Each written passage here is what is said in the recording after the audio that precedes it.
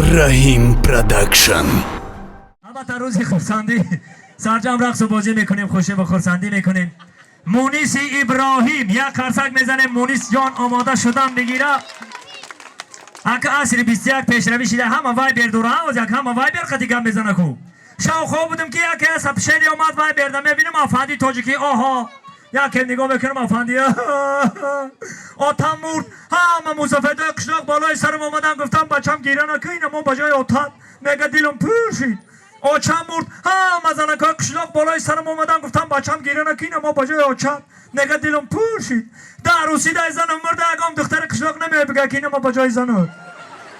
سلامت باشین. بازم خورسندی مبارک باشد. مونیس جان برای صحنه دعوت میکنیم. سرجم رقص و بازی میکنیم، خوشی و خورسندی میکنیم.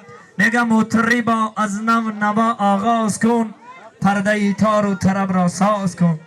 در هوای بیغباری کشورم بزم امشبه را بزم امروزه را تکرار به تکرار تعیین انداز کن. البته روز خورسندی، روز مبارک، روز فراموش شونده حیات. البته تا آماده شدن هنرمندان یک نقلک میکنم برای مادرها. البته مادران بزرگ هستند. هر یکی ما و شما از مادر به دنیا آمدیم. باید قدر مادر را همچون گوهره که چشم بدانیم.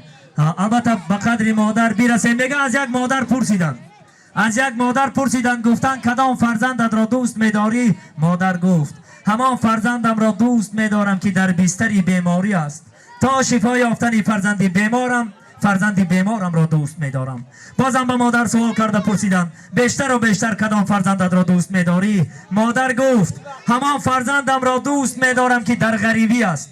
تا از غریبی گشته آمدن فرزند غریبم را دوست میدارم. بازم به مادر سوال کرده پرسیدن بیشتر و بیشتر و بیشتر کدام فرزندت را دوست میداری؟ مادر در جواب گفت تا جان در بدن دارم همه فرزندانم را دوست میدارم. برای بزرگی مادران قرصک میزنیم.